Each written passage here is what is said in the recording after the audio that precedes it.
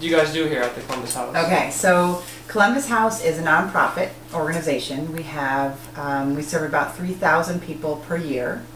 We have 104 staff, and our budget is, I think, five and a half million.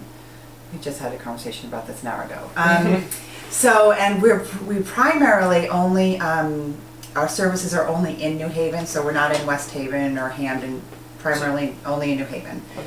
So we have emergency shelters, transitional housing, tell me if I'm going too fast, emergency, transitional, permanent supportive housing, outreach and engagement, Transitional and and then permanent supportive housing. Outreach and engagement, transportation,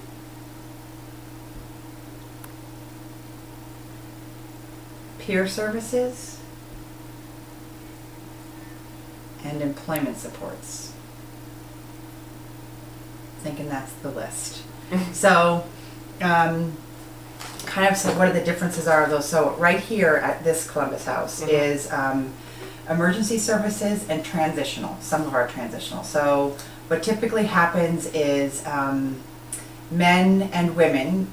This is for single men and women only. So no families, no people with kids come here. The men and women line up at 4 o'clock each day, and the men do a lottery. So it's literally a bucket with a token or something in it, and either you pull a bed or you pull a blank.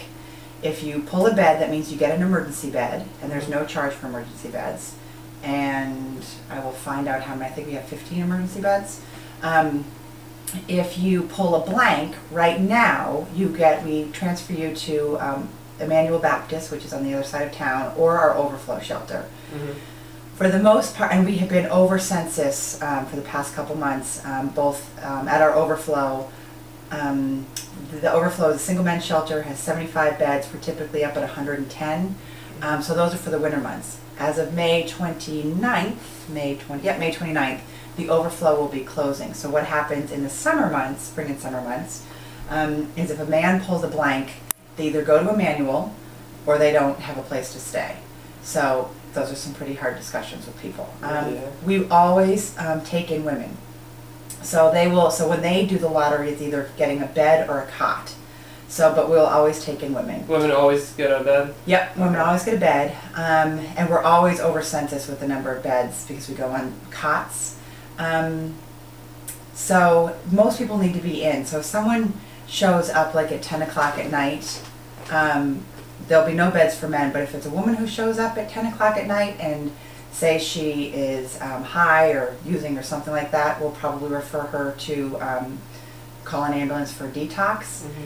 If she's, we had someone the other night come in, a young woman with her baby, and she had no place to go. So we don't just say, okay, go figure it out. We ended up calling up another shelter to figure out how to get her there and what we're going to do, and that shelter took her. So